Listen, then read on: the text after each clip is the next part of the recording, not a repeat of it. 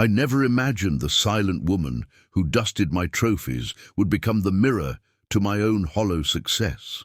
For years, she moved through the sprawling Hamptons estate like a ghost, her presence marked only by the absence of dust and the faint scent of lemon polish. Her name, I vaguely recalled, was Elena, or maybe Maria. I honestly hadn't bothered to learn. She was just part of the intricate, invisible machinery that kept Sterling Manor running with the precision of a Swiss timepiece.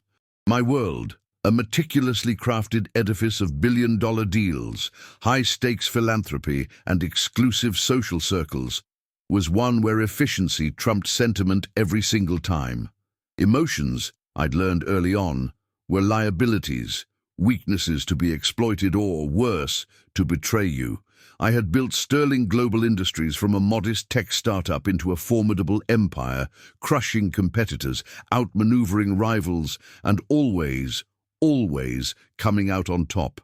That required a certain ruthlessness, a capacity for detachment that had served me well. My days were a blur of private jet flights, board meetings in Manhattan skyscrapers, and late-night calls closing deals that reshaped industries.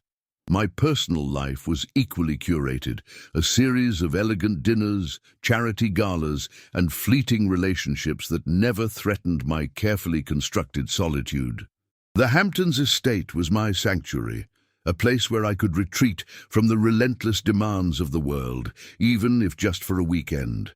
It was a testament to my achievements. 12 acres of pristine landscape, a main house with more rooms than I cared to count, an Olympic-sized pool, and a private helipad.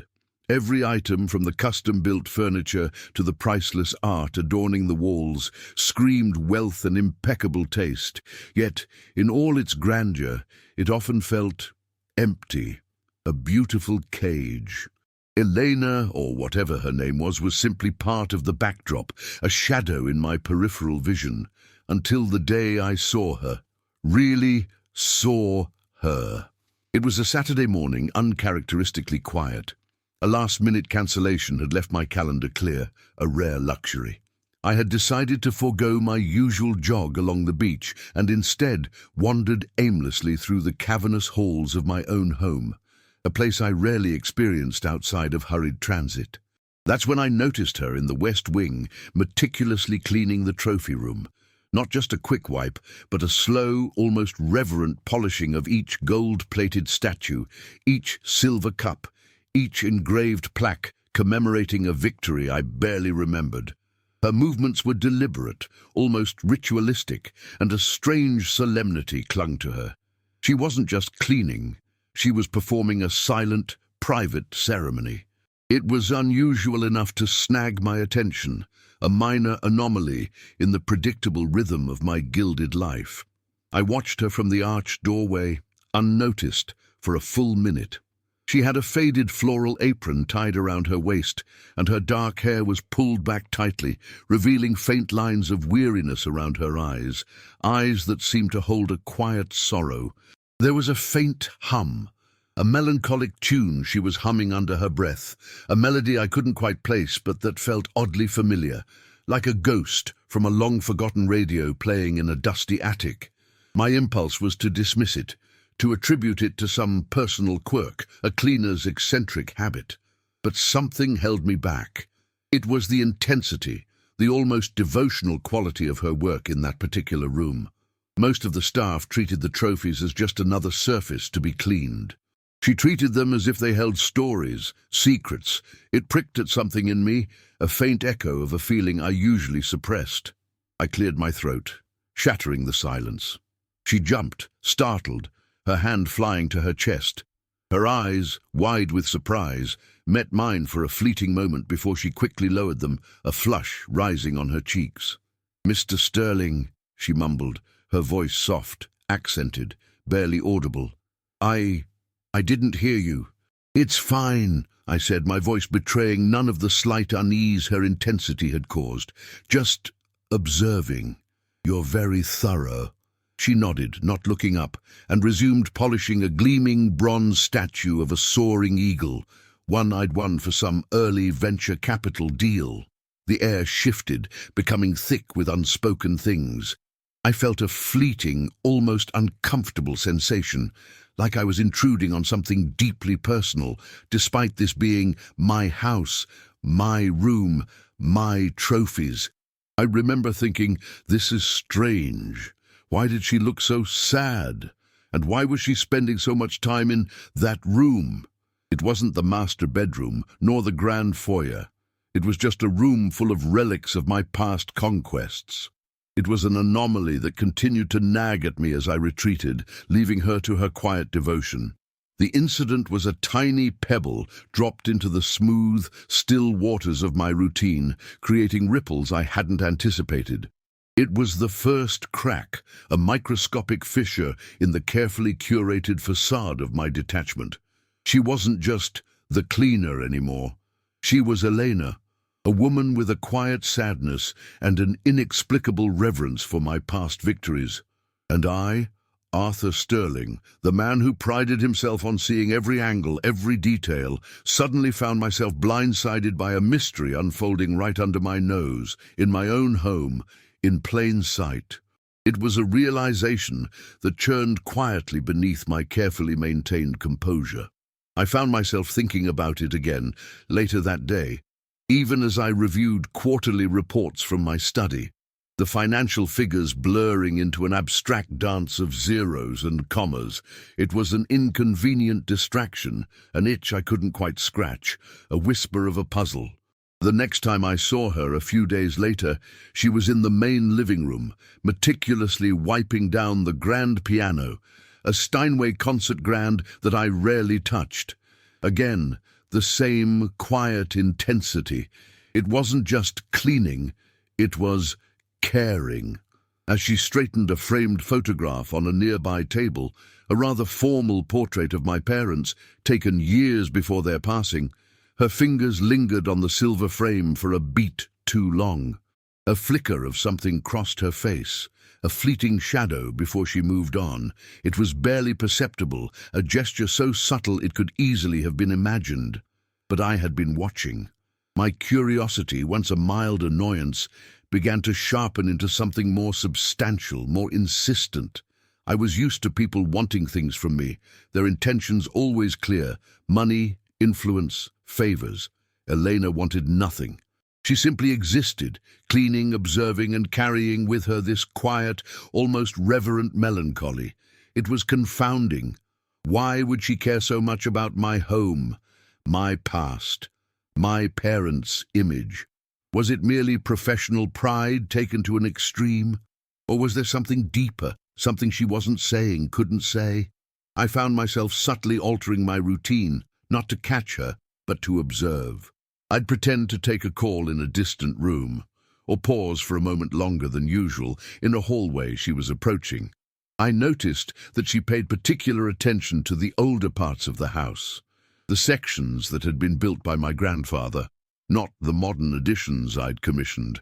And consistently, daily, she dedicated a significant portion of her time to a specific room in the mansion, a room I generally kept locked and rarely entered: my childhood bedroom. It was preserved almost as a museum piece, filled with relics from a past I had largely left behind: old books, dusty board games, a worn-out baseball glove.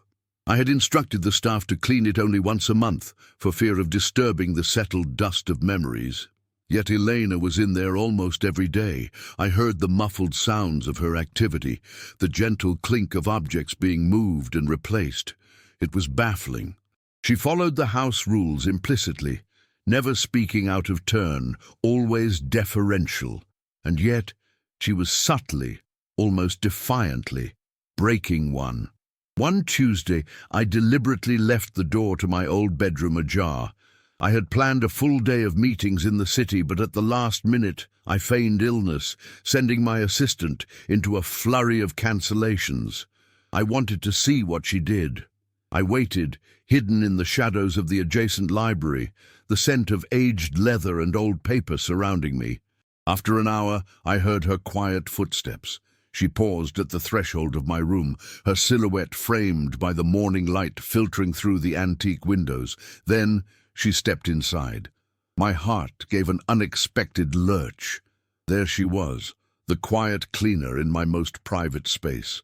She didn't immediately begin cleaning. Instead, she walked slowly around the room, her gaze sweeping over every detail, every object.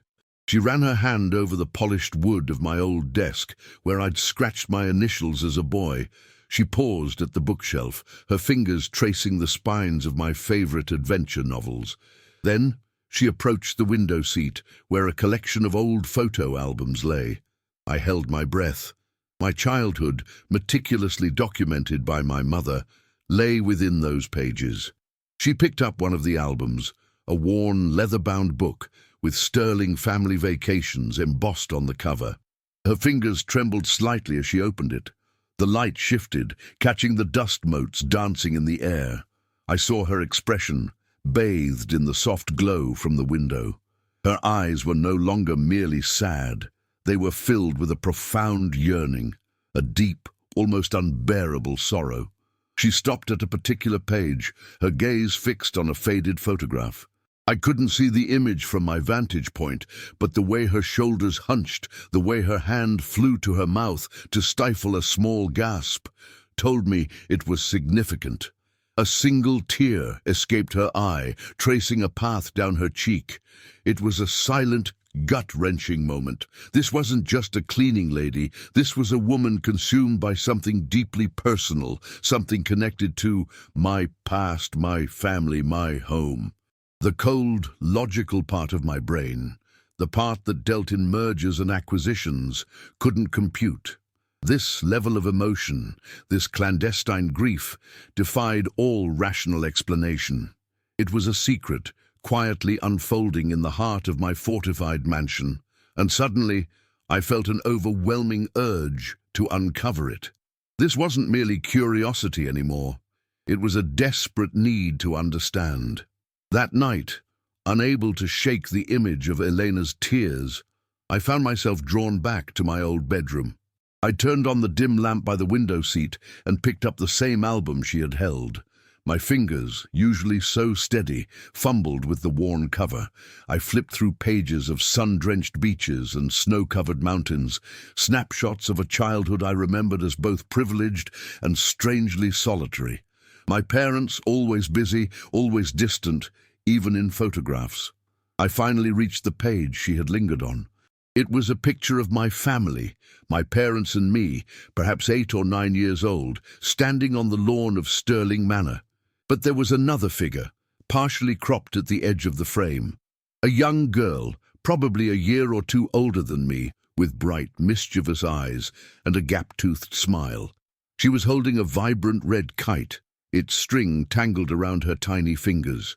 Her hair was dark, just like Elena's, and though the image was faded, there was an unmistakable resemblance. My breath caught in my throat.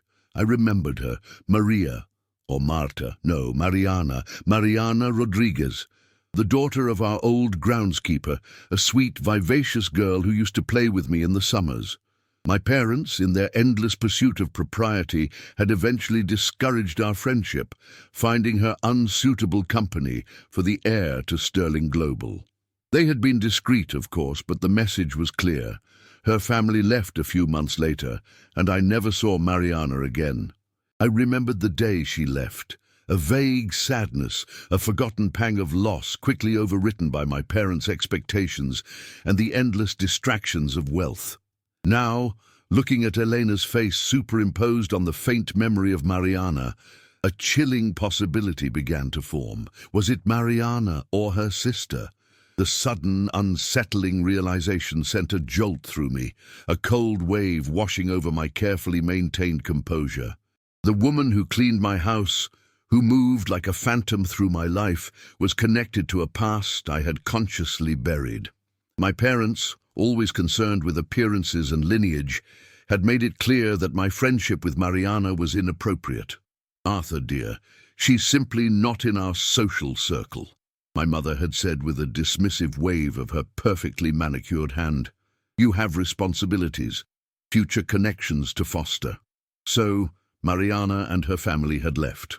The groundskeeper, a kind, hard-working man named Mateo, had been let go ostensibly for budget cuts. I remembered the raw anger in his eyes when he packed their few belongings into an old pickup truck. The silent tears of Mariana as she clutched a worn teddy bear. I had been a child, powerless, but I had understood even then the cold, unforgiving logic of my parents' world. Money dictated everything. It dictated friendships, opportunities, even where you could live. I had bought into that logic, built my empire on it, believing it to be the only path to success, to control. Now, Elena's presence, her quiet grief, was shattering that carefully constructed reality. It wasn't a coincidence. It couldn't be. This wasn't just a cleaner. This was a ghost from my past, a living, breathing testament to a forgotten injustice. The emotional weight of this possibility was crushing. I, Arthur Sterling, who prided myself on my foresight, my strategic brilliance, had been blind to this for years, blind to the human cost of the very system I embodied. The thought gnawed at me, stripping away the thin veneer of my self-satisfaction. I felt a profound sense of discomfort, a tightening in my chest that had nothing to do with market fluctuations or hostile takeovers. This was personal. This was real. And it was ugly. The pristine walls of Sterling Manor, which usually echoed with my solitude, now seemed to whisper tales of past neglect, of lives casually discarded. I decided then that I couldn't simply ignore it. The memory of Mariana, the image of Elena's tear-filled eyes, demanded answers. The corporate shark in me, accustomed to unraveling complex problems, shifted gears. This was a different kind of investigation, one that wouldn't yield to financial data or legal maneuvers. It required confronting a human story, a moral ledger I had willfully kept blank. The next morning, I confronted Elena, not with accusations, but with the photograph. I found her in the kitchen, meticulously arranging fresh flowers in a vase. "Elena," I began, my voice surprisingly steady despite the tremor in my hands. She turned, her eyes wide with apprehension. "Yes, Mr. Sterling?" she replied, her voice barely a whisper. I extended the photograph, holding it between us. "This girl," I said, pointing to Mariana, "do you know her?" Eleanor's gaze dropped to the photograph, and a gasp escaped her lips. Her face drained of color, leaving her complexion ashen. Her hands trembled, causing a rose petal to fall to the polished marble floor. For a long moment she said nothing, her eyes fixed on the image, a kaleidoscope of emotions swirling within their depths. Recognition, pain, fear, and finally, a profound sadness. "That's my sister Mariana," she finally managed, her voice thick with unshed tears. She worked here too, with my father." My heart sank, confirming my worst suspicions. "Your father was Mateo Rodriguez?" I asked, my voice barely above a whisper. She nodded, a single tear escaping and tracing a path down her cheek, exactly as I had seen in my old bedroom. The confirmation hung in the air, heavy and suffocating.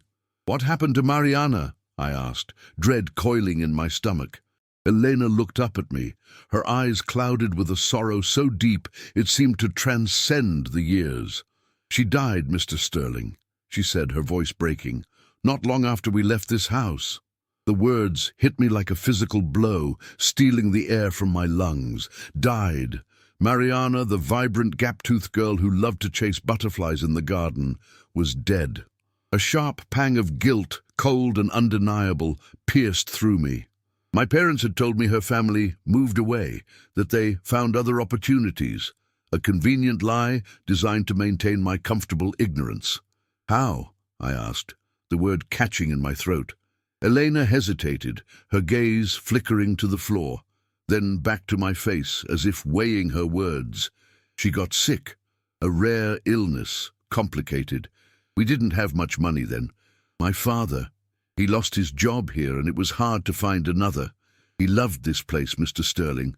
He dedicated his life to this estate, to your family." Her voice was devoid of accusation, but the implication was clear, cutting deeper than any angry outburst. "We struggled. My mother had to work 3 jobs. Mariana, She didn't get the best care. The doctor said if we had caught it earlier or had access to better hospitals, but we didn't. The silence that followed was deafening, filled only with the rhythmic beat of my own horrified heart. My parents had paid Matteo a severance package, a paltry sum, I now realized, that barely covered a few months of rent, let alone a life-threatening illness. They had considered it a generous act, a way to gracefully dismiss an employee deemed inconvenient. And I, the privileged son, had accepted their narrative without question, wrapped up in my own childish concerns. What if it were you? The question, unbidden, resonated in my mind, a cold, sharp echo. What if I, as a child, had been denied care because my family was cast aside due to social propriety? The thought was unbearable. "Why did you come back here, Elena?" I asked, my voice hoarse. Her eyes met mine, a flicker of something defiant amidst the pain. "My father, he always said this was home, even after everything. He cleaned the gardens until his hands bled for your family. And when he died 2 years ago, I promised him I would come back, to see this place, to work here if I could. To know that someone from our family was here, in some way. It's the only way I feel close to Mariana, to him, to keep their memory alive." Her words hung in the air, a devastating indictment of my family's actions, and by extension, my own complicity in a system that valued wealth over human life. I had built an empire on efficiency, on ruthless calculation, and in doing so, I had lost sight of the most basic human connection, the fundamental dignity of others. I had seen Elena as an interchangeable part of my luxurious machine, and she had been carrying the weight of a profound tragedy, one directly linked to my own family's history. My wealth, once a symbol of my triumph, now felt like a heavy, suffocant shroud, concealing a deep and festering wound. The false exit I had hoped for, the simple solution of offering money or a better job, evaporated. This wasn't about financial compensation. This was about a life lost, a family shattered, and a moral debt that could not be repaid with mere currency. I stood there, a billionaire surrounded by opulence, feeling poorer than I had ever felt in my life. The weight of her story, the silent suffering she had carried for years within the very walls of my home, was suffocating. I realized then that my success had been built on a foundation of callous disregard, of a coldness I had mistaken for strength. The grand, sprawling estate, the trophies, the art, they all seemed to mock me now, gleaming symbols of a hollow achievement. Elena's quiet dignity, her steadfast loyalty to a past that had broken her family, shone brighter than any gold-plated award I owned. I saw the truth of my character reflected in her pain. I was the detached, privileged heir, blind to the human cost of my family's choices, insulated by wealth and pride. I had believed I was a self-made man, but my very beginnings were rooted in a casual injustice, one that I had never bothered to acknowledge. That night, sleep offered no refuge. My mind replayed Elena's words, Mariana's faded smile, the image of Matteo's raw anger. I pictured my parents, elegant and aloof, explaining away the Rodriguez family's departure with platitudes about their best interests. I saw my younger self accepting those explanations, too eager to retreat into the world of books and solitary games, too afraid to challenge the authority of those who held my future in their hands. The irony was brutal. I had become everything they wanted, a titan of industry, but at what cost? I had sacrificed empathy for ambition, connection for control. And now the true bill was due. I felt a profound sense of self-loathing, a visceral disgust for the man I had become, for the man my family had molded. My empire, once a source of immense pride, now felt tainted, built on a foundation of another family's sorrow. This wasn't just about Mariana's death. It was about the systemic dismissal of people like the Rodriguezes, viewed as expendable labor, easily replaced. It was about the cold, calculating nature of extreme wealth, its capacity to dehumanize. I needed to do something, anything to atone. But what? Money felt cheap, insufficient. An apology seemed hollow, coming from a man who had benefited from their suffering for decades. How could I bridge the chasm of privilege and pain that separated us? My mind, usually so sharp and decisive in business dealings, was paralyzed by the sheer enormity of the moral dilemma. This wasn't a problem to be solved with a spreadsheet or a legal team. This was a wound that needed healing, a debt that needed a different kind of payment. I considered offering Elena a massive sum, enough to change her life forever, but something held me back. It felt like merely another transaction, another way to use money to smooth over an uncomfortable truth, just as my parents had done. It would be a continuation of the cycle, not a break from it. The answer came to me unexpectedly during a sleepless hour before dawn, as I stared at the flickering embers in the fireplace. It was not about what I could give, but what I had to lose. The estate itself, Sterling Manor, the symbol of my family's legacy, the very place that held the ghosts of Mariana and Matteo. That was where it began, and that was where it needed to end. This house, which had been a haven for my family, had been a source of quiet devastation for another. It represented the very privilege and detachment that had caused so much pain. My decision crystallized with a chilling clarity. It was a choice between clinging to my opulent past or forging a new path, one built on genuine empathy and a profound acknowledgement of my past failings.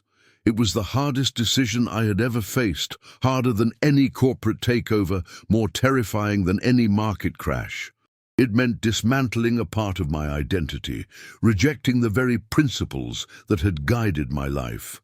I summoned Elena to my study the next morning, my heart pounding in my chest with a mixture of dread and a strange, nascent hope. The room, usually a fortress of power and control, felt different now, imbued with the weight of impending change. She stood before me, her hands clasped nervously, her eyes still holding that quiet resignation. "Elena," I began, my voice steady, though I felt anything but. "I have thought long and hard about what you told me, about Mariana, about your father." I saw a flicker of apprehension in her eyes, probably expecting a dismissal, a final severance from the painful memories associated with this place, and I have decided what must be done. I paused, taking a deep breath. This house, Sterling Manor, will no longer be mine. Her eyes widened in disbelief. She probably thought I was selling it, liquidating another asset. I am establishing a foundation in Mariana's name, the Mariana Rodriguez Foundation. Its purpose will be to provide healthcare and educational opportunities for underprivileged families in this community, particularly those with serious medical needs. And this estate, Sterling Manor, will be its headquarters. It will be transformed into a community center, a place where people can access medical services, educational programs, and support. Elena stared at me, her mouth slightly agape, tears welling in her eyes, not of sorrow, but of profound shock and a glimmer of hope. "But, Mr. Sterling," she stammered, unable to comprehend the magnitude of my announcement. "Where will you go?" "That doesn't matter," I replied, a small, genuine smile touching my lips for perhaps the first time in years. "What matters is that this place, which once brought your family so much pain, will now be a source of healing and opportunity for others. It will be a place where no child is denied care because of their family's circumstances." I continued, outlining the plan.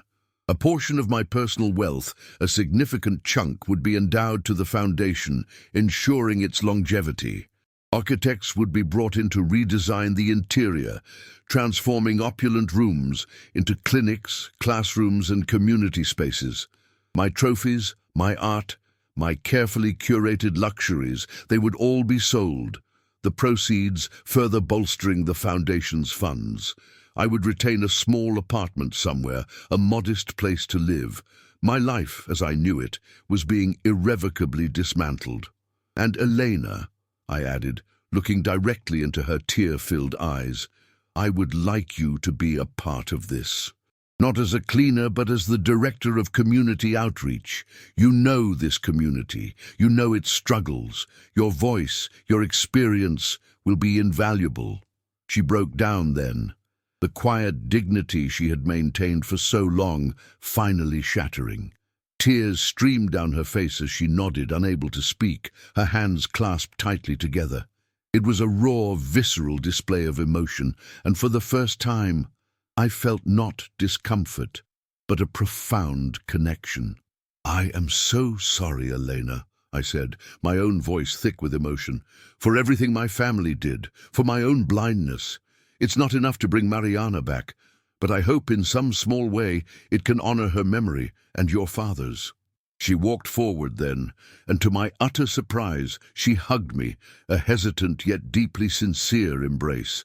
It was the first human touch I had truly felt in what seemed like an eternity, and it was a revelation. It wasn't about the money anymore. It was about connection, about atonement, about finding a purpose beyond profit. This was my emotional choice, the one that tore down the walls I had built around myself and exposed the vulnerability I had so long repressed. It was a choice not made for logic, but for conscience. The transformation of Sterling Manor was swift and radical. Architects and contractors moved through the halls, not with the meticulous care of cleaners, but with the focused energy of builders creating something new. My private art collection, my antique furniture, the symbols of my detached opulence, were auctioned off. Each sale, each piece leaving the manor, felt less like a loss and more like a shedding of a heavy skin. I watched the last of my trophies crated away, no longer feeling the thrill of past victories, but the quiet satisfaction of a different kind of triumph. Elena, now dressed in professional attire, moved through the burgeoning construction site with a newfound confidence. She interviewed potential staff, liaised with community leaders, and oversaw the planning of programs with a passion I had never seen in her. Her quiet sorrow had been replaced by a quiet determination, her worn eyes now sparking with purpose. She shared her ideas, her insights into the needs of the local families, her suggestions always practical, always rooted in a deep understanding of their lives. I established myself in a modest apartment in the city, a stark contrast to the grandeur of my former life. My days were no longer consumed by corporate acquisitions, but by the intricate details of foundation work, by meetings with medical professionals and educators. It was a different kind of challenge, one that demanded empathy and patience rather than ruthless ambition. My colleagues in the business world, initially bewildered by my radical shift, slowly began to grasp the sincerity of my commitment. Some dismissed it as a billionaire's eccentric midlife crisis, a fleeting philanthropic whim. But others, a surprising few, saw a deeper meaning, a man grappling with a profound re-evaluation of his life's purpose. I had given up the relentless pursuit of more, and in its place I had found a strange, unsettling peace. The grand opening of the Mariana Rodriguez Community Center was a day etched forever in my memory. The sprawling lawns, once reserved for exclusive garden parties, were filled with families, children laughing as they explored the new play areas, parents gathering in the renovated common rooms. The former trophy room, once a shrine to my personal achievements, was now a bustling health clinic, its walls adorned not with golden statues, but with vibrant murals painted by local artists. I watched Elena, radiant in a simple dress, speak to a group of new mothers, her voice clear and strong. She introduced me not as Mr. Sterling, the billionaire, but as Arthur, the founder. It was a small detail, but it meant everything. Arthur truly believes in this, she said, her eyes meeting mine across the crowded room, a silent acknowledgement of our shared journey, our unexpected bond. He believes that no child should suffer the way my sister did. Her words resonated, a poignant reminder of the genesis of this new purpose. The local press, drawn by the novelty of a billionaire giving away his estate, covered the event extensively. They spoke of my transformation, my philanthropic awakening. But they couldn't capture the full truth, the raw emotional turmoil that had led me to this moment. They couldn't articulate the profound sense of loss that still lingered, the quiet grief for a little girl I barely knew, whose death had been a catalyst for my own reawakening. Later that evening, as the crowds thinned and the sun dipped below the horizon, painting the sky in hues of orange and purple, Eleanor and I stood together on the front porch of what was once my home. The silence between us was comfortable now, filled with a shared understanding.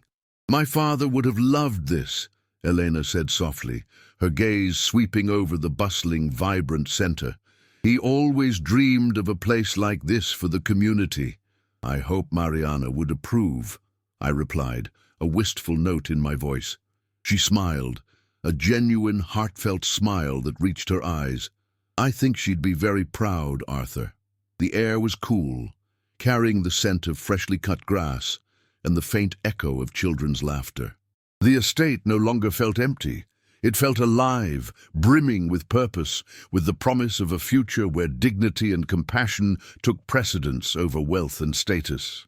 I had lost a fortune, a legacy, a meticulously crafted identity, but I had gained something immeasurably more valuable, a connection to humanity, a chance at redemption.